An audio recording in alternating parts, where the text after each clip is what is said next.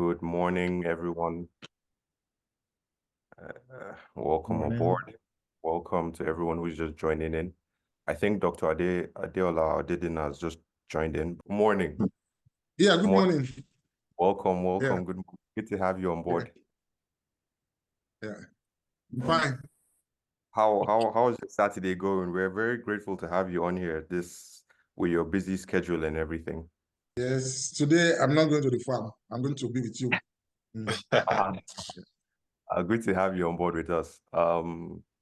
Like I mentioned to you Yeah. earlier, we're Agrolife Youth Initiative, and we're focused on, bringing women, youths, into the agricultural sector because there's a negative perspective on agriculture amongst youths. So we're trying to change that perspective in people. Um, yeah, so I'll be hosting this conversation with Dr. Odedina, and I'm joined here by my co-host and president of Agrolife, Mr. Atulei Emmanuel Negodu. And again, good to have you on board, Mr. Dr. Odedina. For those of My you who pleasure. don't know Dr. Odedina, whoa, where do I start? He's a veteran in this agricultural industry. Um, well-renowned, well-experienced. He was appointed commissioner of agriculture in Ogun State by Governor Dapo Abiodun in 2020. He has a PhD in crop production and crop production management. He has a very rich academic background in several universities across the world. Notable roles also include him being a provost in Federal College of Agriculture, Akure, and also rector of Moshood Abiola Polytechnic in Ogun State. His extensive international collaborations include projects in Switzerland, China, Australia, and Brazil. He was lead consultant. He played a key role in capacity building projects to reduce migration by creating agricultural value chain and opportunities for Nigerian youths. Dr. Odedina also contributed to the crafting of the first ever NBTE approved curriculum on agricultural value chain for tertiary institutions in Nigeria. He's a certified master trainer in agricultural value chain from Bern University. He has been a consultant to diverse international projects, including Bill and Melinda Gates Foundation funded initiatives. Notably, he served as a national productivity advisor, positively impacting 20,000 farmers and processors in Ondo and Ogun states. With his vast experience, such as Kava 1 and Kava 2, he provided technical support for smallholder farmers in Nigeria, Ghana, Tanzania, Uganda, and Malawi, aiming to enhance the cassava processing. So once again, Dr. Odedina, it's great to have you on board and welcome. Thank you very much. Yeah, so we'll just get started right away. And first thing we'd like to know is, with your background, I mean, I've read your profile and it's very, very rich. And it says it says you were you were a timekeeper in your primary school and also a labor prefect in secondary school. So, I mean, it shows that you've been a leader, I mean, almost all your life. But we want to know what made you get into the agricultural industry. I mean, after secondary school, after being labor prefect, did you just say, okay, I'm trying to let me get into this field? What motivated you to get into the sector? Yeah, my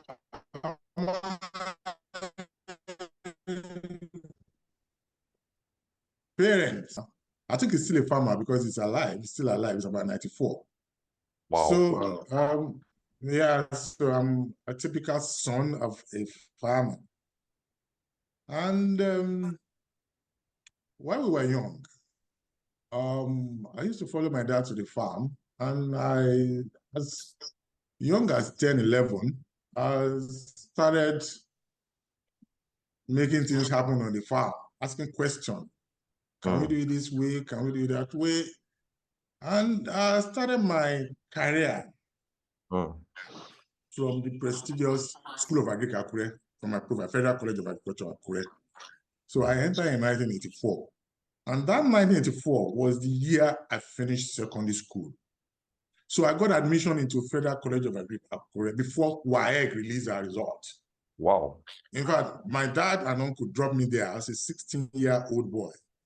That was the institution where I grew to become the provost. So they didn't register me. They said, we are still waiting for your results. When my results came, they registered me. So I did my ND Agric. I think at age, I started at 16, at 18. Wow. At 18, I had my, I didn't even do JAM, because then I think JAM form was like 10 naira. School agri form, 5 naira. So I took the 5 naira form. I avoided all the competition. And then I finished my ND in flying colors. And my classmates, 90% of them, 95, went to the university. And I said, fine, I want to be a practitioner. So I need 2 years more to do HND. And I just want to hit the ground running as a farmer. So I went to the prestigious IRT, Institute of Agri Research and Training, more plantation in Ibadan for my HND. Unfortunately, I finished up with a distinction. And the school decided to retain me. I didn't go for the mandatory 3 weeks after service. The school then said, Dr. Odedina, you have to start work the second day.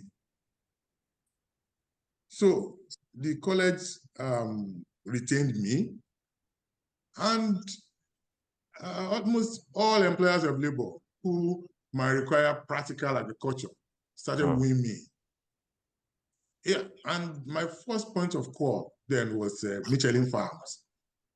They advertised for a training farm manager. Okay. They're looking for an MNC holder. I just applied. And one guy came from France, Michelin France, to do the interview. And they interviewed me, about 20 of us, and they wrote me. So my college, School of Agric, was paying me like 300 naira per month. So Michelin Plantations. What year was it? 1989. Wow. That was the highest you can earn as a graduate, 300, 400. So Michelin Plantation offered me 700 naira. I didn't go. I didn't go for 700. So the man came from France and said, what is that guy? He said, he's not coming. And he said, fine.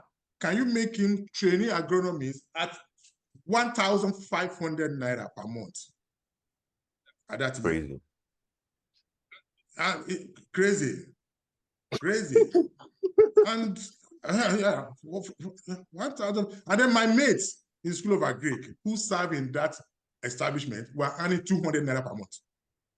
Wow. So when I resumed, when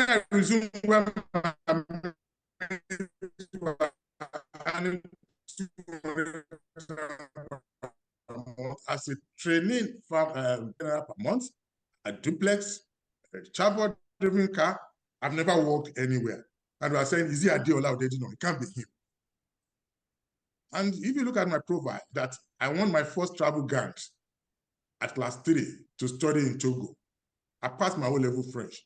So the agronomists I work with them, but then with the French people to develop what they call Michelin Plantation today. So where we established about 10,000 hectares of rubber. I still visited them as Commissioner for Agri.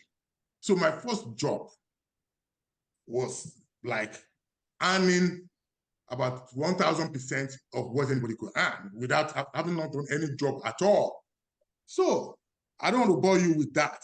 So the school pulled me back and said, no, you are going to work with it. So our provost then, Dr. Adeola of blessed memory, quickly sent me abroad.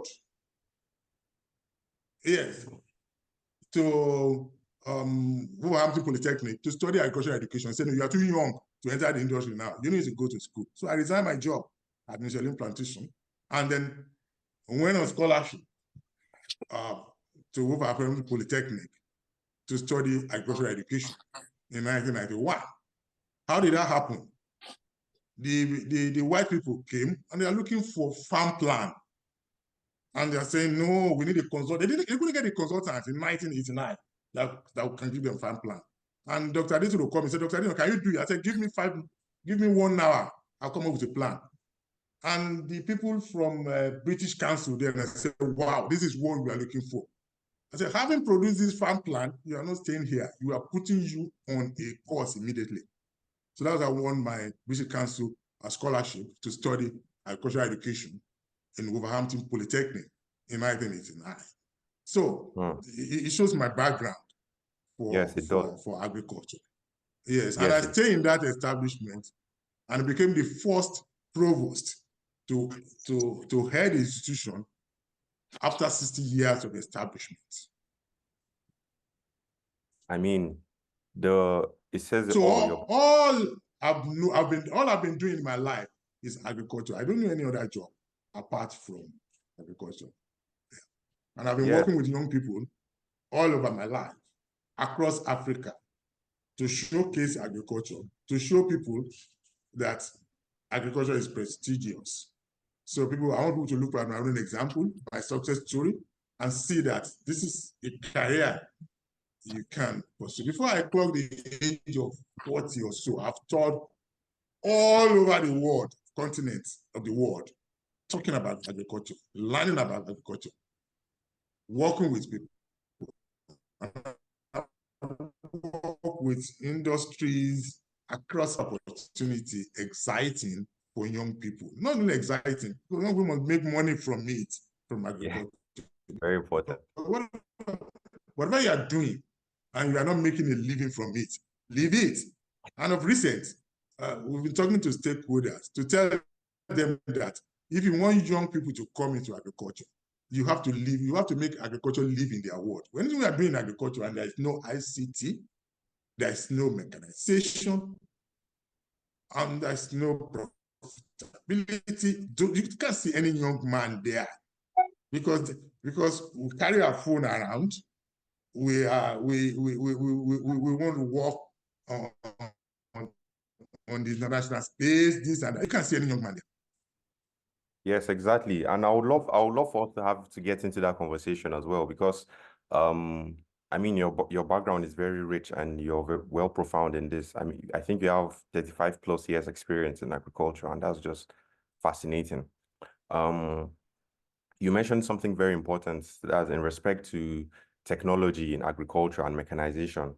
Now we're in a stage in Africa, and especially Nigeria here, where it's basically non-existent, mechanized farming or technology in agriculture. It's only accessible to a few elites, but the smallholder farmers don't have access to some of this technology and tools that they can use to work. So my question then goes down to technology in agriculture. How do we then, impact or bring in initiatives where we empower people with the right technology and mechanizations they need to improve produce in agriculture? Yeah, thank you very much for that question. Agriculture is peculiar.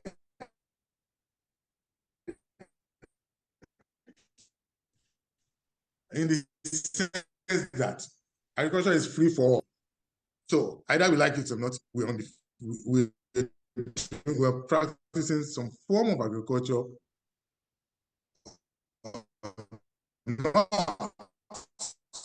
Sorry, you're breaking the services a bit.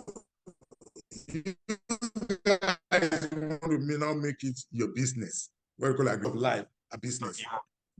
Agriculture is peculiar because it's our culture.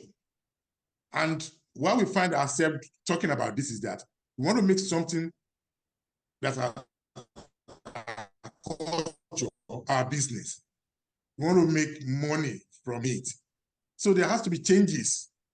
And we are all players in the agricultural scene, all of us, because we don't need a license to do it.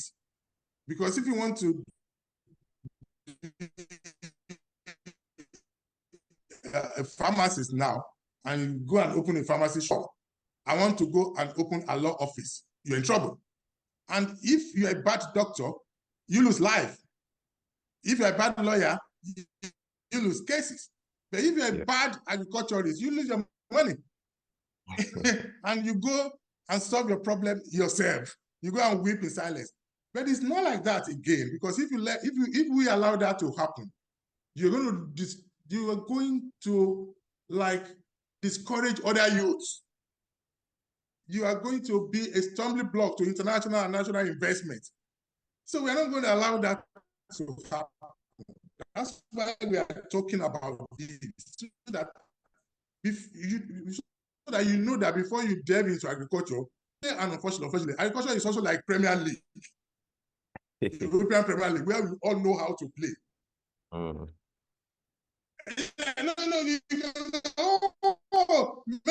Messi is not really at all. This and that. So that's what we do. Either we have a voice, and some of us are using that voice, but we don't know anything about. So if you want to play well in the agricultural sector, if you don't want to be a spectator, like that has more voice than people who know how to do it, because some of the people in the sector, basic agricultural skill that people don't have time for this. Even farmers, they're on the field. They don't have a voice. They're not on Twitter. They're not on Facebook. They say, okay, go and do whatever you're doing, they're on the field. But if you want to play it well, you want to be a good player in the agricultural sector, 3 things that you must have. 1, technology is important. Yeah. Networking and collaboration, what we are doing now, is very, very important. And then mechanization, ICT, and training. If you don't have it, don't go near agriculture. Because I've told you the implication, because I've been in a position where we graduate over 20,000 young people every year to go into a known value chain opportunity. You have to be very careful, because if you ask a young man to go and raise poultry, and he's coming out of it poorly, he can't show anything out of poorly. It's different from the youth of 20 years ago. It's going to come out of it, and it's going to raise alarm to other youth and say, don't go there. And it is youth to you, they believe it. So unless we want people to make the youth that we are encouraging to go into agriculture a role model, so that other youth can join, and we can have visible changes, we're in a problem. Because we need to empower young people with training. And when I say training, it's not 5 years training. It's not 10 years training. And it's not what the sham they call empowerment today, where you gather some young people together, you train them for 2 weeks, give them 2 bags of feed that they will sell immediately. Or 10 broiler, they will sell and say, oh boy, I won't buy new food. Can you buy this? I go into one useless training, they give me this. No. Where they will enter I'm not for empowerment at all. You understand what I'm saying? Yes, I get what you're saying. It's for training and post-training linkage, so that they begin to play in the sector and they begin to make meaningful impact. So that training is not more than 5 days or 10 weeks that we teach people 3 things they will teach. Efficiency, reduce cost of production. 2, networking and collaboration. Then quality. They are good to go. Let me also tell you the new focus on agriculture, what we should be talking about. Because I laugh, some people say I laugh in Chinese when people say we should use the method that either Nnamdi Azikiwe or Shivawula also used 40 years ago to feed 20 million people. and use the same method to feed 200 million people at this age of internet, international agriculture. It's not possible. And when you listen to people who claim to know agriculture now, that's what they tell you. They will say, why can't we go back to what's the commodity board? Let's go to this, let's go to that. Not knowing that we are in different era. So we are in post-COVID era now, and we are in era of unemployment. So the remedy is totally different. So when people all over the world are using the remedy of the moment, we are pulling ourselves back by going to the internet and find out what we used to develop agriculture 60 years ago and say, why can't we do it? No, And I was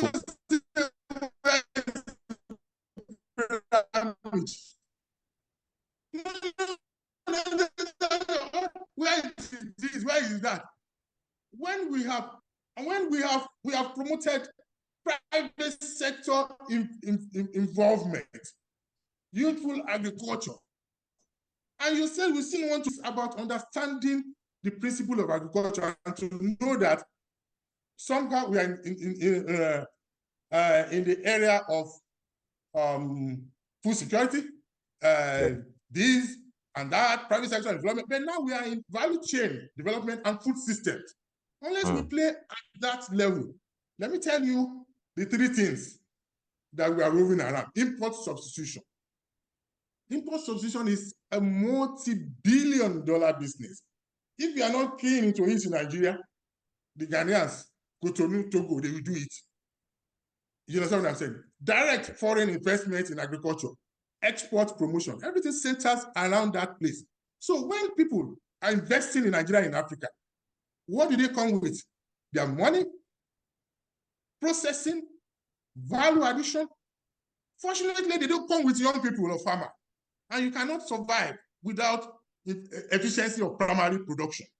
I've worked with factories all over Africa that they need about 100 and 150 tons or 300 tons of primary product a day to make their investment work. There's no substitute to that. That is an instant wealth for African youth, for Nigerian youth. But it has never worked. And it won't work if we neglect efficiency of primary production, address yield gap, and practical, non-political farmers support. Exactly. That's why it has not worked. You understand what I'm saying? Because there's no way we can gain from import substitution if our young people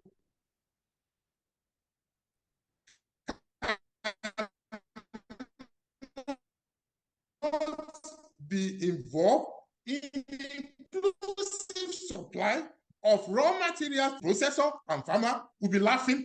There's no knowledge base. Because we found ourselves making political statements about agriculture that can never be true. Like, why are we suffering in Nigeria? We have all the land. In fact, it's a license to suffer. If you have the land and you don't know what to use to it, and your youth cannot work on it profitably and make money. Like, why can't all people go to the farm? Even when I was the commissioner, some people say, somebody came to us and said, hey, commissioner, go and rent a bus, put it in the center of the town. Let all young people go there, and then let them go and farm, and food will be everywhere. Is that possible? You know what I'm saying? Then we have no reason to go hungry in this country because we have land. Wow. Can land turn itself into food?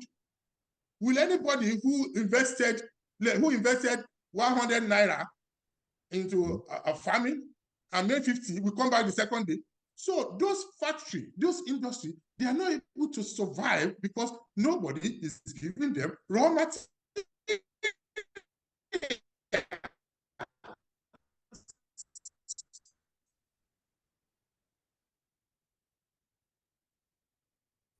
And they too, bad.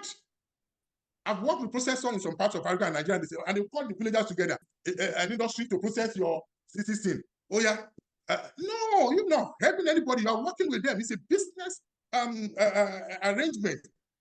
And if processors, people who want to invest in agriculture, are not ready to take charge of the source of raw materials, to know that farmers' support is also their responsibility. If governments do not know that, so linkage of primary producers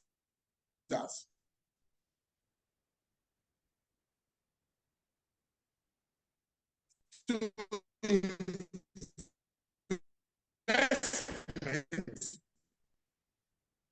is a way of tackling, we are helping ourselves. That we're talking about, for you to work on to support agricultural investment. For agriculture to be able to give us jobs that we need badly. For it to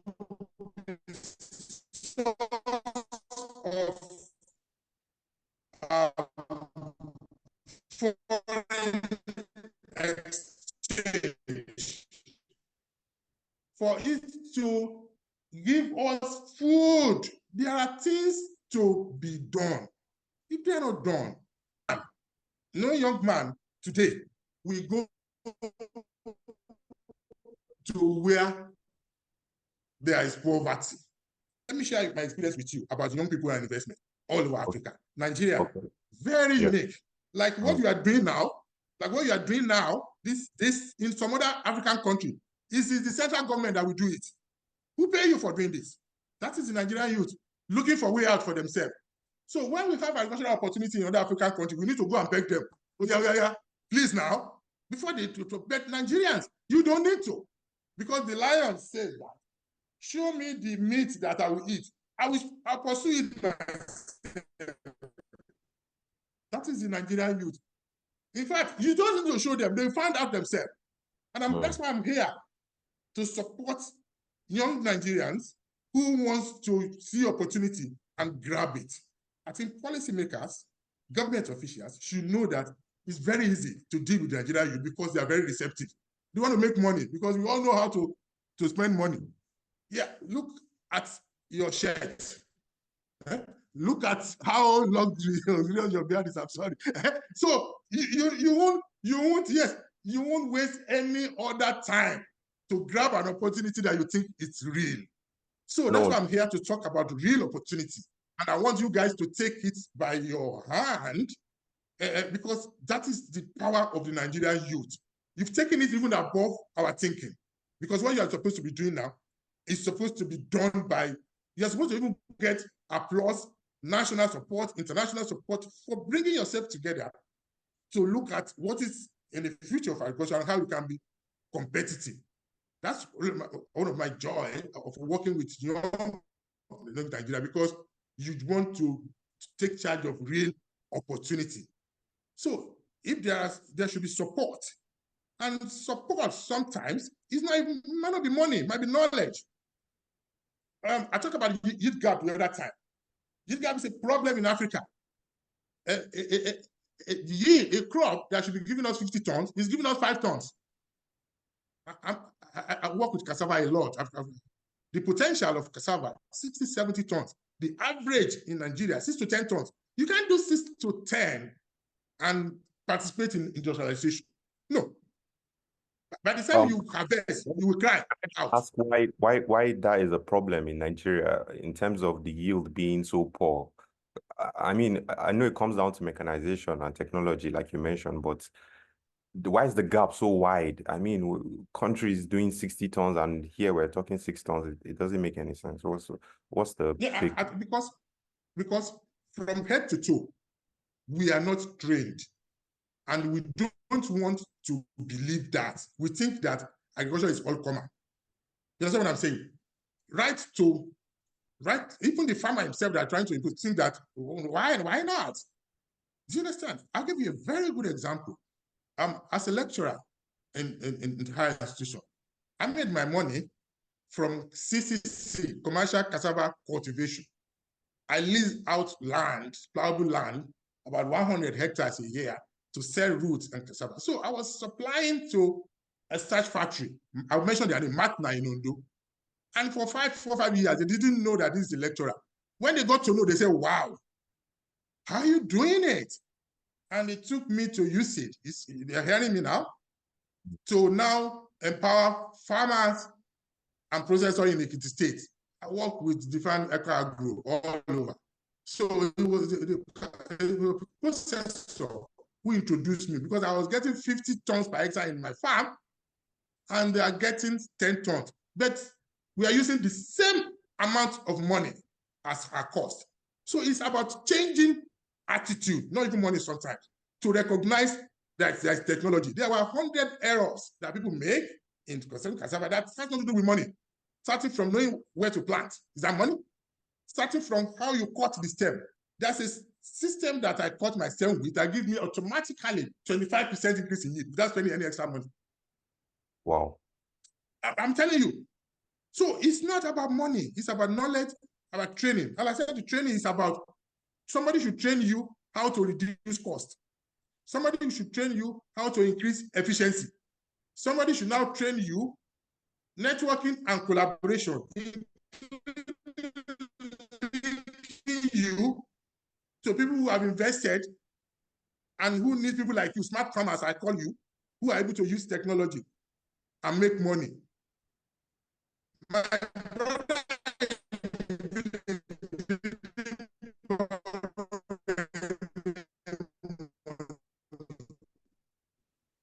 you guys should go and borrow money, look for land, input, this, then you need technology support. So those are the things that people don't think is that necessary. You understand what I'm saying?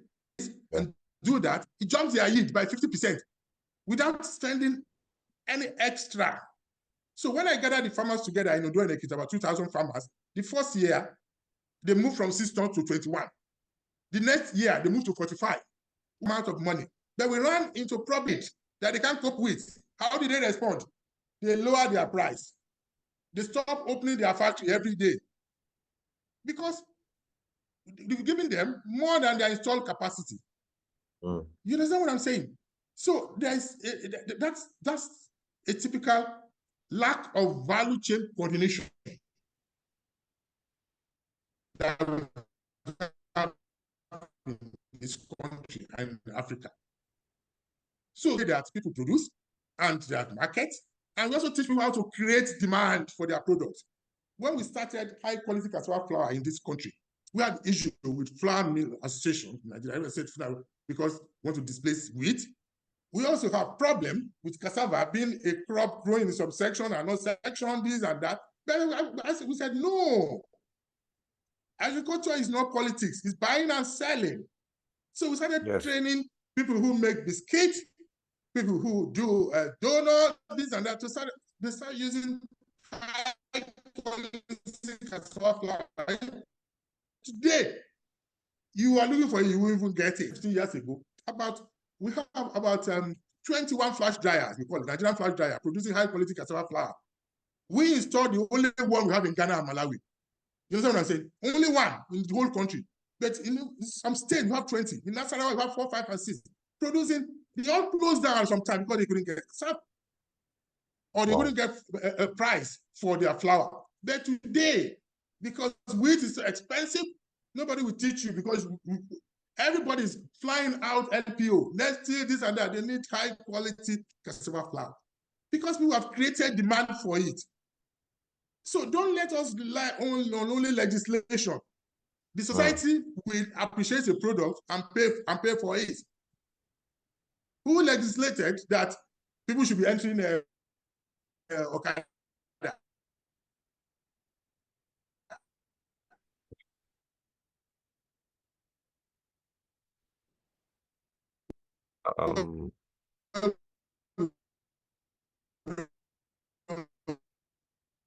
Hello, I don't know if you can hear me, Dr. Odedina, but I think your service provider is a bit bad. You have a good transport system. Invention. If you do a rice in Nigeria per bag, people will buy it. Pastor will buy it. They are not with the blood of Jesus and then go and eat it. You buy it. So, dictionary in this and that, they are looking for primary products. But nobody can produce addressing productivity. So if you don't address productivity, every initiative will fail. My brother, let me ask you, how many? Tell me one that is still ongoing that have succeeded. No. Because You talk about smallholder farmer. No, you talk about smallholder farmer. Yeah. You need to start with people who are naturally suited to benefit. Then they are your pilots. The smallholder farmer, they are your pilots. If everything you're surviving on aggregation, it's not, if you alone, you're going to do 5,000 hectares, 6,000 hectares. Instance, but the guy is doing 1 hectare here, 1 hectare here. We are 200 million people. Those are the ones you rely on.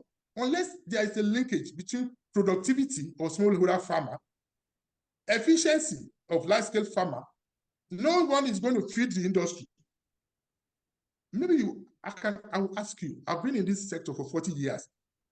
I can't name 5 big players in agricultural primary production that are still on the field.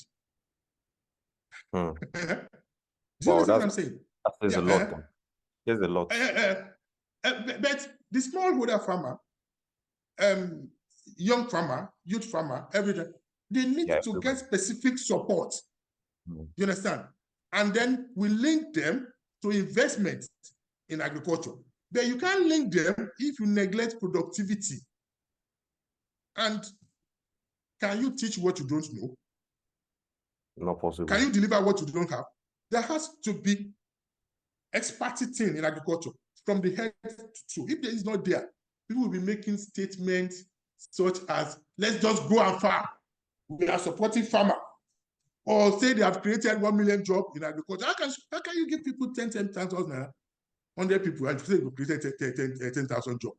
A job is what is sustaining you, and you are also employing other people. Do you understand what I'm saying? So unless there is a fundamental understanding of what agriculture is and what is needed, I've linked it with what I call import substitution. We need a lot of products from cassava, from wheat to feed industry that do not have money for foreign exchange. And after COVID, people also close their border. They say, we're not selling to you again, we are using it. And internationally, people have cultivated appetite for what they cannot grow. And it must be coming from somewhere. And there is intensive production. Yeah, because of land. People want to stay in the city and produce and export to meet local production. And foreign exchange, the other foreign exchange is about productivity of primary production. And that's where we have the edge. If you don't have the money to start an industry, then you've got the land, and we've got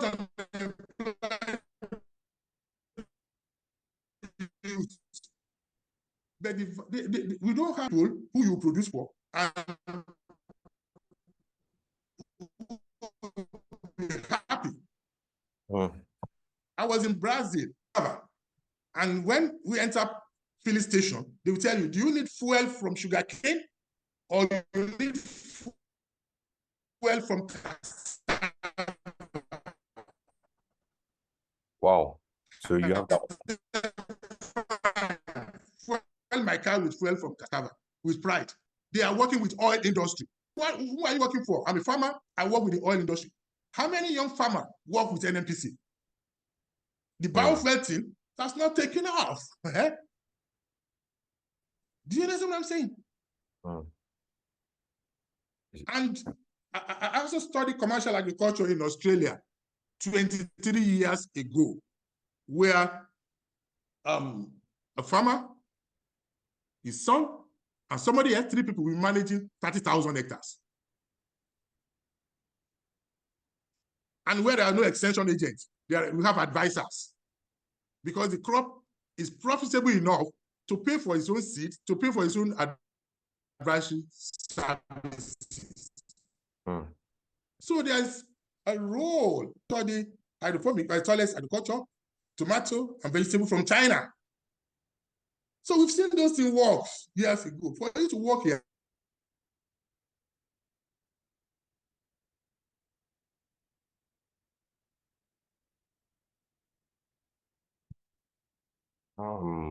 I think the network has made us Can you hear me now, Dr. Odedina? Your network is a bit disrupted. Yes, I can hear you. Yeah. You've That's shared part of the problem. part of the Nigerian. Um, yeah. So you've shared so much light, and it's really inspiring. I mean, the knowledge you have, and also the compliments you've given us. This is why we do this. We're trying to enlighten more people that the perspective they have on agriculture is archaic, and there are new methods and ways of doing things. Um, I'll go to the next question, which is sustainability in agriculture. Um, we have a lot of farmers today who just do anyhow. Like you said, lack of knowledge. They plant anyhow, even if they have access to mechanization or even the technology, they are not growing crops in a sustainable way where they are affecting the ecosystem or the environment. So given your experience, how do you perceive the evolving how do you think, sorry, that's on global trends or sustainability. How do you make farmers practice more sustainable methods of agriculture? Okay. I was an extension agent in 1986 with Ogun State Agri Development Project, OGADE. They're still there. I moved from one village to the other, assisting farmers. And I live with the farmers. In each market day, I go there to link them to inputs.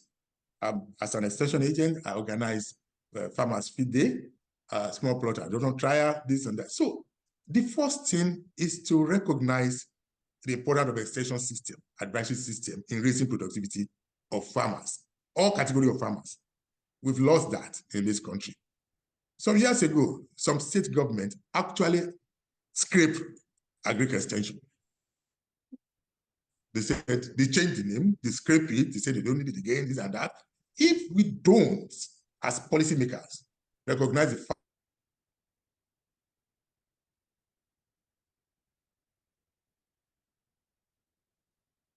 fact that farmers need support in advising them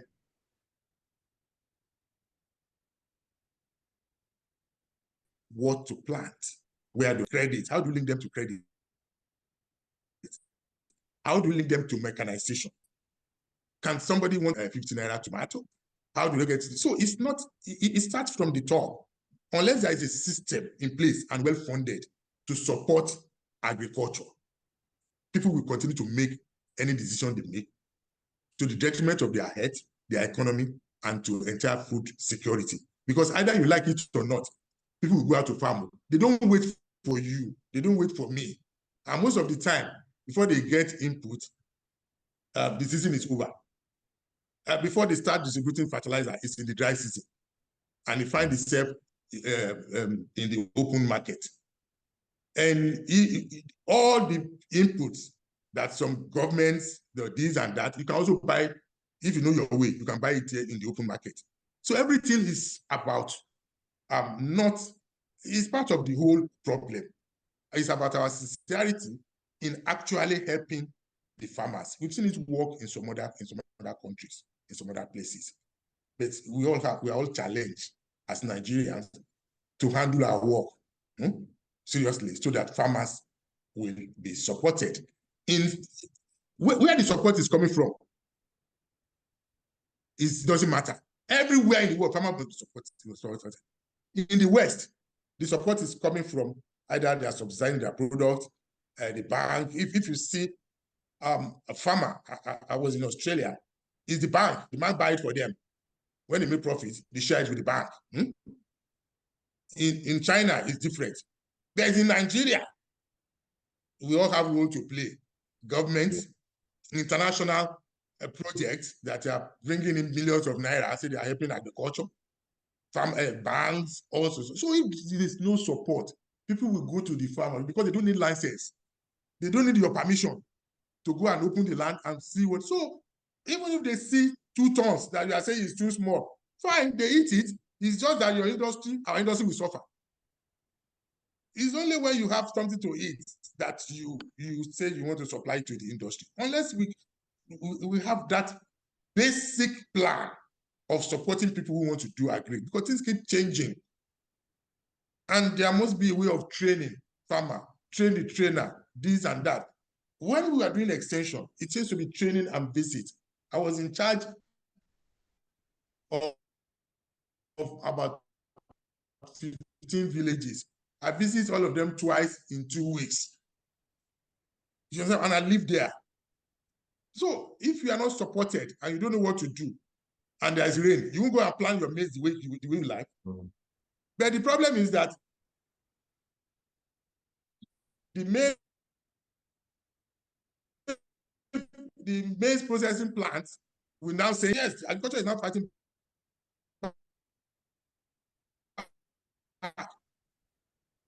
business for two commodity, maize and soya bean. We were in the oil. Soya bean cake is also, so if people must do those things locally, somebody's going to teach them. It's just that you are telling people to go and build duplex because they are big.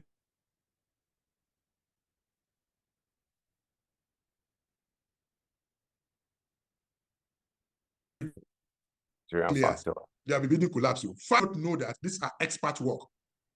And then you guys too. My contact here, Zachariah, as I say, is farm. You understand? Yeah. You guys are doing well. Then what about the farmers around you? We support you. You need more support. You understand what I'm saying? And I want to ask question. When I ask you, are you making money? It's very important because farming is not for show.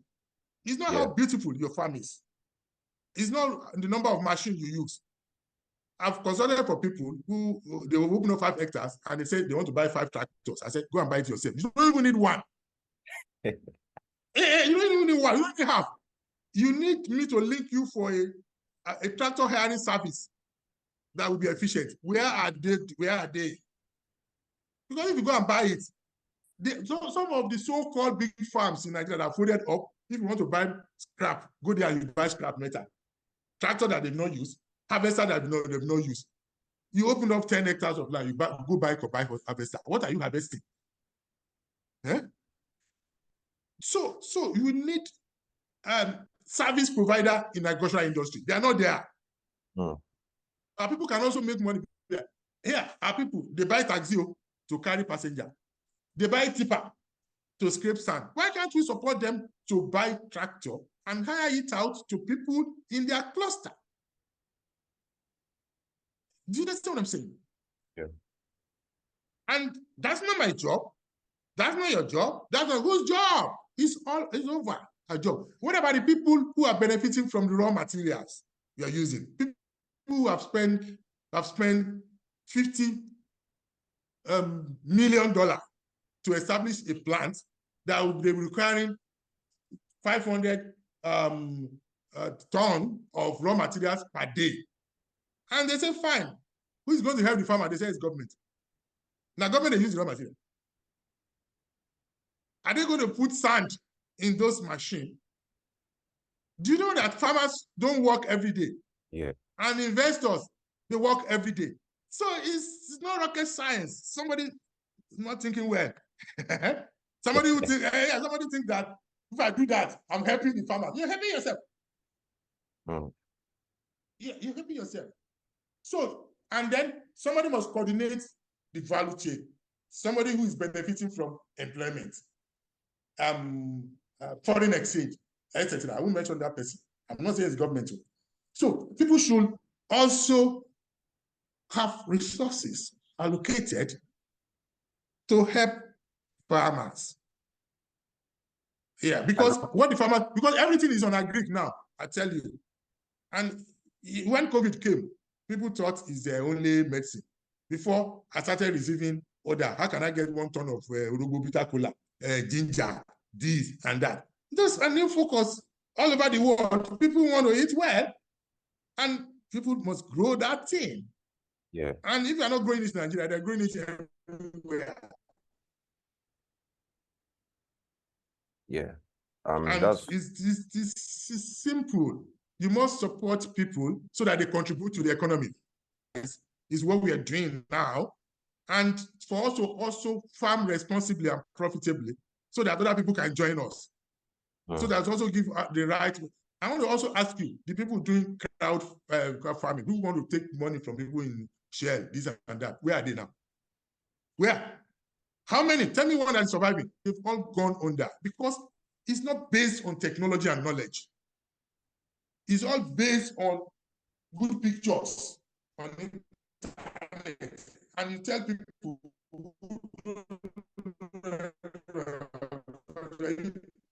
people give me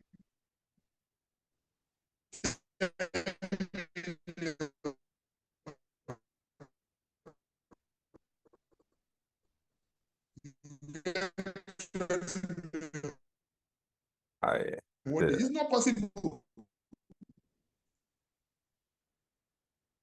Because everything in agriculture should be cost benefit. You understand what I'm saying? Increase efficiency. If you are not able to use high yield, do it. Let's say 10 naira per ton. And people are shouting, oh, no, I can't break even, I can't break even, I can't break even. And everybody is getting 10 tons. And you, by using technology, you're getting 40 tons. You can sell at any price. Because that's the only thing on your hand. Knowledge. You can use to fight anything. Because the soil is ready to give you. But you are not listening. You are saying it's our father's profession. Anything we put like that. Where I come from, Yoruba, they say, when I was said, I'm not going to leave it. I'm not going to live there with the cassava. Let it do whatever you like. I'll see something to eat. But if you are targeting yield and you borrow money, you can't say that too. So no, if you are not ready to use high yield to fight anything, so if you are talking to a supplier, okay, my price is 10 naira. Okay, I can go and bring it. Because your volume of yield, you are using it. That's the power of the farmer. Power to produce. But we are not getting it because people don't even know it. And nobody is teaching them. And policy and everything is not directed to do that. Yeah. Brilliant. You've covered a lot of things I wanted to ask you, but you've touched on so much. I was going to ask you how a sustainable system can also be created in Nigeria, because we all know the challenges, but when it comes to the nitty-gritty now, how do we actually implement a sustainable system in Nigeria here? Okay, fine. One, agriculture is about knowledge. It's also about infrastructure. It's also about national and international support. So now, after COVID, we started going back to traditional abandoned agricultural facilities like dams. So I guess there's World Bank is like saying repair all your dams. Let's go back to old farm settlements or this and that. That infrastructure of roads, of irrigation, of dam, etc., is basic to sustainability. And then another thing is that by the time you go and open a land, build houses there and there, you are only building a housing estate. Nobody is going to come there. You understand that? What you should build is infrastructure that will take people there every day to harvest, to process, to do this. That is when it is sustainable. That is when other things will come there. It's those people that will go to school or this and that. But you go and open one land elsewhere, you said it's farm settlement, you go and build school, you go this and that. Who will go there? But if you cite an industry there that is road, the people will try to live there, and then there should be a hub. So that's because the hub should be that the one that promotes agricultural facility. Do you have dam here? There? Do you have storage facility there? Are there enough land there for people to farm and stay? That's when banks will now come. That's when schools will now come. So that's key to sustainability, infrastructure of roads, of processing facility, of this and that. Otherwise, you are building a jungle, just like you have around, that rats and rabbits will go and live there. Yeah, we build farm settlement. Youths are not going there to pray or to do what? But if they have If they are going there to process their maize or to hire tractor, every day there will be traffic there. Young people don't go to where they don't have anything to do. Even not even young people, even we, semi-young or semi-old, we don't do that. We don't wander. We don't wander around.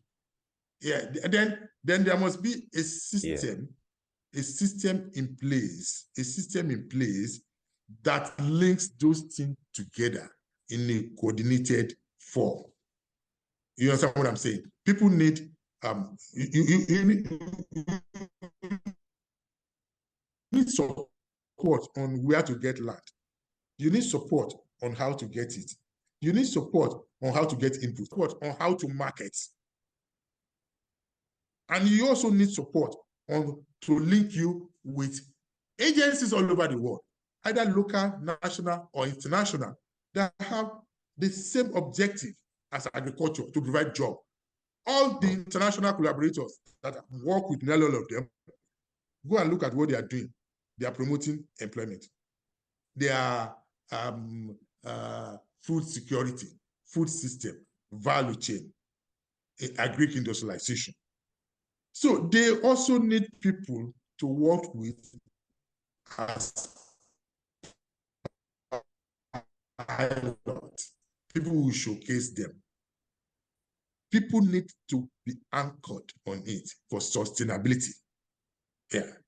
And then we should not forget that the smallholder farmer is weak unless we lower the entry point for a smallholder farmer. We leave you to go and be doing what you are doing. That means specific support for smallholder farmer. Otherwise, what we are doing is not inclusive. Because the smallholder farmer is not likely to run away fast because it's there. But you and me, we go and do oil and gas. We go and do charcoal. We leave agric alone. We go back to our first law. They say it's not paying. Don't do agric, this and that. So for you, I think for you, agriculture is your first and only love. You've been here. It is. Yeah. Apart from my wife. Obviously. Yeah. Yeah, so I would love to open the floor for questions. Anyone who has questions, just kindly send a chat, and then we'll relay your questions to Dr. Odedina. Let's talk about international communities. You said the international community, they play a very important part in the agricultural sector, obviously. How do your involvement in capacity building projects with Switzerland and Australian governments has been very instrumental.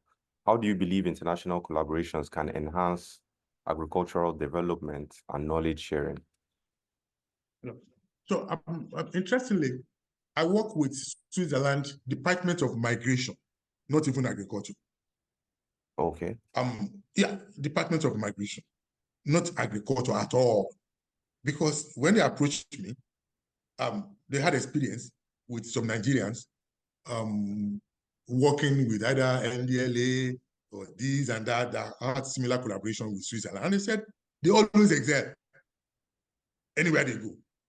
And on the other hand, they are also one of the highest on the list of people who want to come to Switzerland. Why? If these people are so intelligent when they come here, something must be wrong. And so we don't want young Nigerians to start coming to Switzerland. Can we teach them real agriculture, expose them to agro skill to reduce the number of able-bodied Nigerians trying to enter Switzerland? That was my path for about 8 years working with Switzerland Department of Migration. And it happened. We worked it because we work with 5 Nigerian institutions, including University of Agriculture at Abeokuta and some University of Agriculture in East. And then we started with working with curriculum. Then, the in thing then was value chain. And we discovered in the curriculum of all Nigerian institutions, nobody is talking about value chain. Nobody is teaching value chain to extension agents. How can they not take opportunity? So we penetrated the institution and asked them to start short courses on value chain development and to allow parts of their students to do value chain projects instead of teaching people who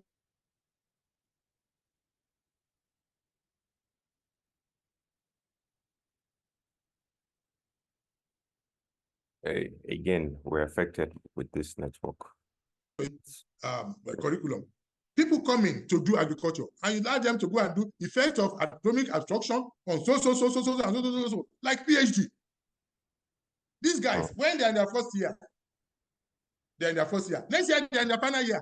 Why cannot teach them simple agricultural value chain project that will make them play a role in the agricultural system?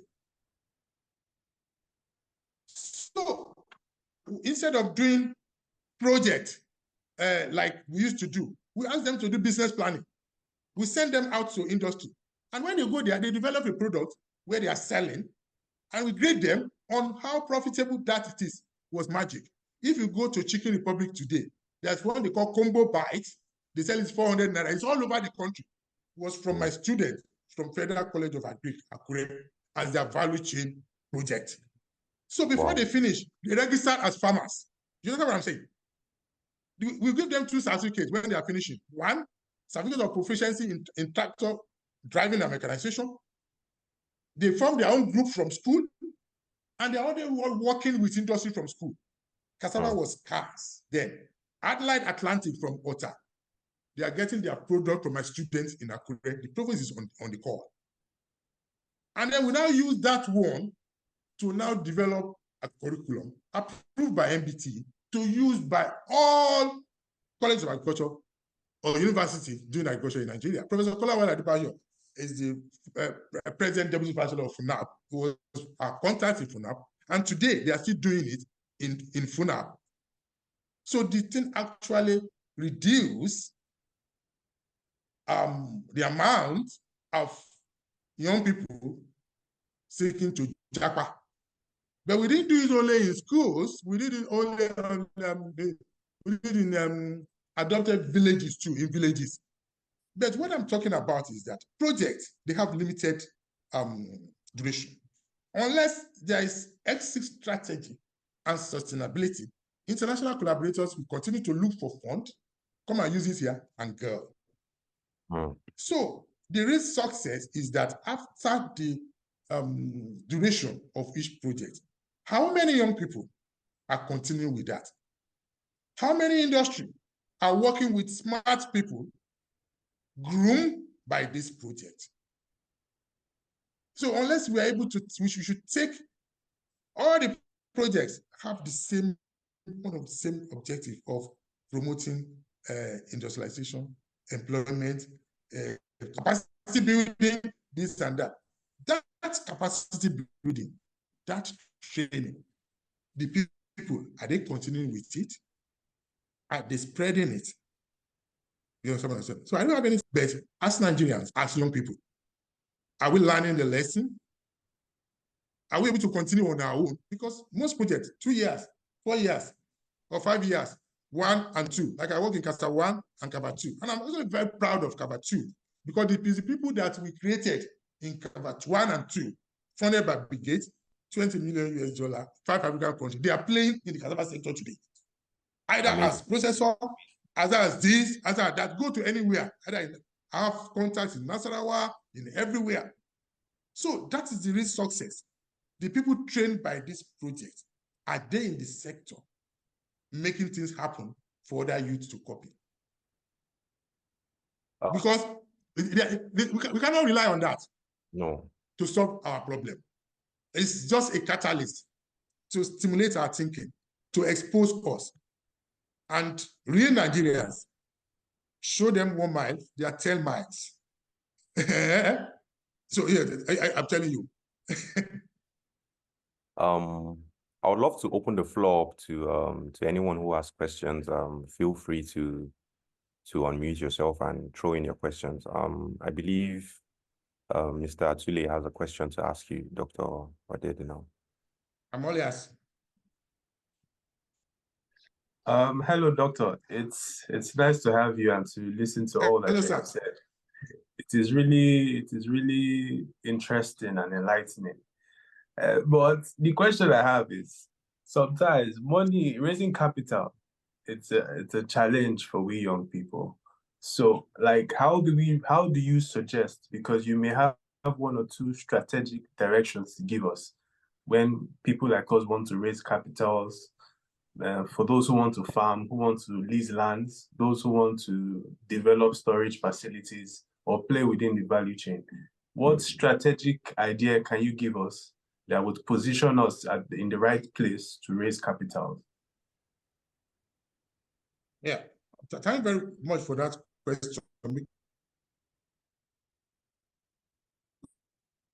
Because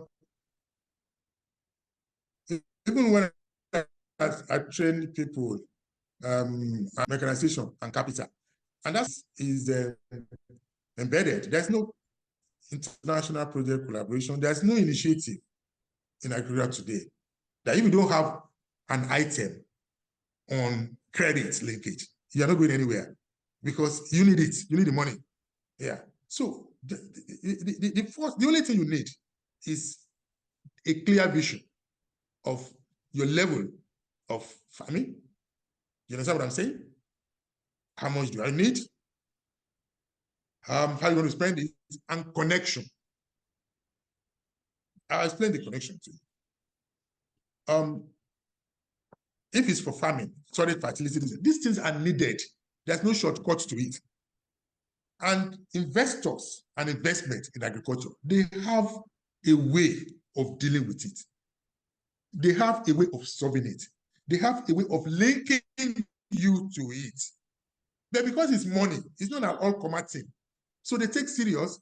People have plans. You understand what I'm saying? Understanding of what they're going to do. I'm involved in special agro-processing zone of African Development Bank. And I know how much is going into it. And I know how much billions of dollars that has been earmarked to support people who will make it work. Do you understand what I'm saying? So it's a matter of knowing where you are coming in the chain and what you want to do. So there is no industry processor that you have established, approached. I say, fine, I want to help you in the area of getting raw materials. I will also help you train these farmers so that they supply as at when needed, production planning, this and that. My issue is that I have this land somewhere and I need it. It's partnership. Nobody will turn you away. And so you will be directed to the appropriate amount avenue for credit. It's not bank loan, no. It's not 37%, it's not 20%. So there's no one doing an agricultural investment in such a way that you are asking me that will not have a clear pathway for credit linkage. So it's different from where you now want to now gather and empower 400 or 500 youths. You understand? You don't have a plan of supporting each of them, either with giving them land, either with assisting them in kind by having their tractor, this and that. So it's about value chain coordination, and it's about whose partner are you working with. Or if you are a private farmer, there's no way you can do it by going to sell your property or this and that. No. It's about partnership with people and getting the right connection of appropriate linkage with credit.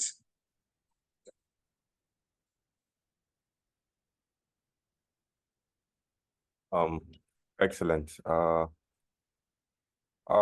Again, I'll still love to leave the chats open for anyone who has questions. Again, we'll be rounding up very soon.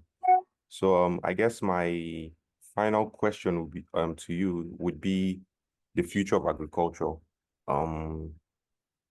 Already there are people doing things like precision farming, vertical farming, using tight spaces to to grow. It's not about space anymore. It's about knowing what you're doing and getting optimum yield. So in the future of agriculture in Africa, Nigeria, what do you envision technology playing in shaping the African agricultural space? And how can countries collaborate and ensure sustainable growth in the sector? Yeah, we are in the era of focus on agriculture, and it will continue like that in the next 50, 100 years, where people will be looking for food not to eat alone, the food that will make them remain for a very long time on the surface of the earth in good condition. That is the area where we are in now. Before, we eat to get fat and to get chubby. Now, we've been told that there are foods that what they do is that they make our eyes look brighter. Some, they work on our kidney.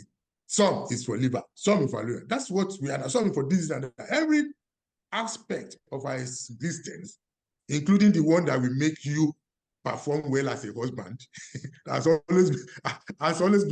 now been linked to food. And people don't take that seriously all over the world. So either we like it or not, we'll be looking for this and that, not to eat alone, but for well-being. It's so serious that things that we are saying is illegal, like marijuana, this and that, some other country are now saying, fine, it's for her too, this and that too. So that's the future of agriculture, is that everything we want to do is now linked to food. So what we need to do now, as young people, as country, is to prepare ourselves and our teaming unemployed people to key into that. That's one.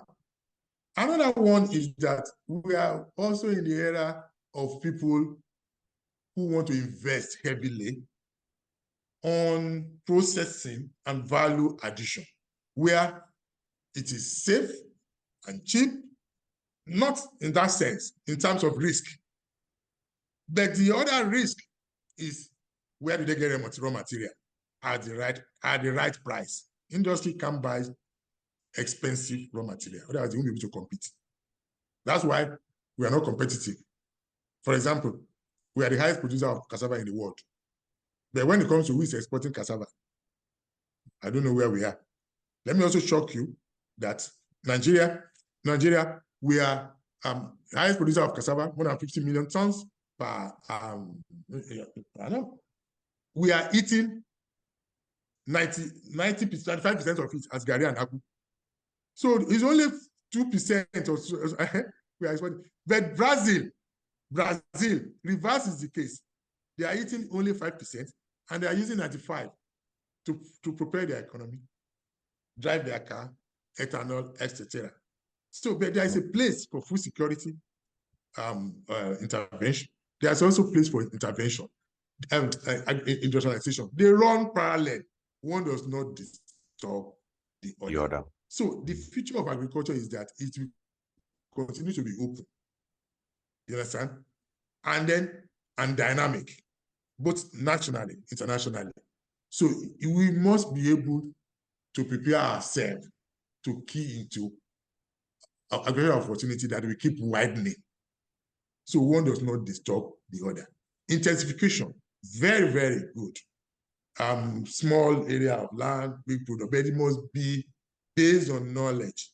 And it must also be based on cost-benefit analysis. It must also be based on creating demand. When you are doing it, you see when all the other products is in the market. Yeah, if you're producing tomato, for example, and you are not careful, there's no way you make it when tomato from the north comes in, no matter the greenhousing you are doing. So we must also be able to target niche markets. You understand what I'm saying? Create demand for ourselves. So is going to cassava to produce Gary. I said, why? Because they're now eating Gary in London. So to Peckham, whether we see somebody to take it. The market is also saturated everywhere. You must create your own. And most of the time too, export over reliance on Nigeria is the big market in Africa. is where maybe palm oil, this and that is very expensive. In fact, you can the local market is there for you. So the export market, if you're able to access it, very good. But nothing will work if there is no technology, if there is no training, if there is no increased efficiency, if there is no reduced cost of production. I don't talk about power. Power is killing. Yeah, industry. There is cost of power, 40% of their cost, maybe on power alone. And people are using green energy, cheap power everywhere in the world. How can we compete? Yeah. What about bad roads? Those are things that beyond you and me. Yeah. How about multiple taxation? Yeah. Yeah. So that's why if you go abroad, what you'll be seeing is a Ghana yam, Ivory Coast yam, this potato, this and that, because I guess we've got cheap oil. And if you dig borehole and you've reached water and you are selling water, you won't be able to do any other job. You won't be able to go and till the land. I guess those countries, they don't have oil. They've got to work. But now that we are told that oil might be drying, we need to also invest in supporting agriculture. Yeah. That's what I'm saying. Not in agriculture, in supporting agriculture. Yes, enabling environment for agriculture to thrive. Yeah. Yes, exactly. Exactly. This has been very educational and very, I've gotten so much insights on ways on how to go about different things so far. So this is final thoughts. I'll just throw this for you. Say someone is watching this now, someone who isn't in the sector, but they are interested in, getting into the sector, but they don't know anything about anything. They don't know anything about farming or anything about the other value chain.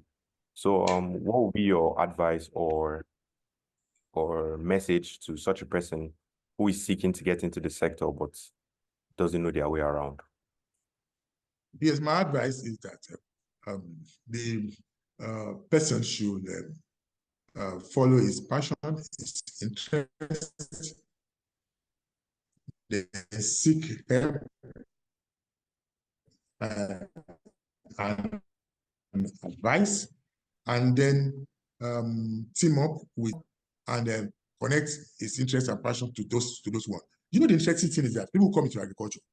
For example, the guy you are talking about, I don't know. It's just hypothetical. They're coming with skills that people in agriculture do not have. You understand? Accounting, internet, business management. So agriculture is not only production alone. So there are business skill and production skill. So if people are coming in with business skill, good for agriculture. I'm telling you, in 1 or 2 weeks, you can connect them with technology. So it's just skills too. Very, very important for anybody to succeed in agriculture. Business, accounting, cost benefits, networking and collaboration, weather, yeah.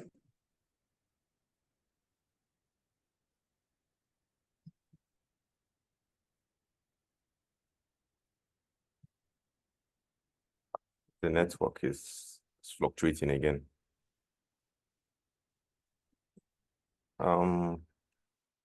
I think because of the network now, I think we'll probably just round this up and call it a day. But it's been very lovely. It's been wonderful having you here. A lot of people have been really excited about this, and so have we. And we've learned so much from just this hour that we spent together. It's been a huge privilege, and we appreciate your time, and we thank you for coming on board and joining us on our Agrolife webinar today. One more thing, Dr. Odedina, I would love for you to, we're Agrolife, and we have a saying, nurturing greener pastures. So we're trying to nurture greener pastures for everyone, not just Nigerians, but Africans and the world, essentially. So would love for you to, if possible, say our slogan and catchphrase. So you see Agrolife and nurturing greener pastures. Okay. So, you see, Agrolife and nurturing greener pastures. So, you see, Agrolife and nurturing greener pastures. So, you see, Agrolife and nurturing greener pastures. So, you see, Agrolife and nurturing greener pastures. So, you see, Agrolife and nurturing greener pastures. Yes, yeah, I'm ready. Okay, 1, 2, 3. Agrolife, Nurturing greener pasture. greener pastures.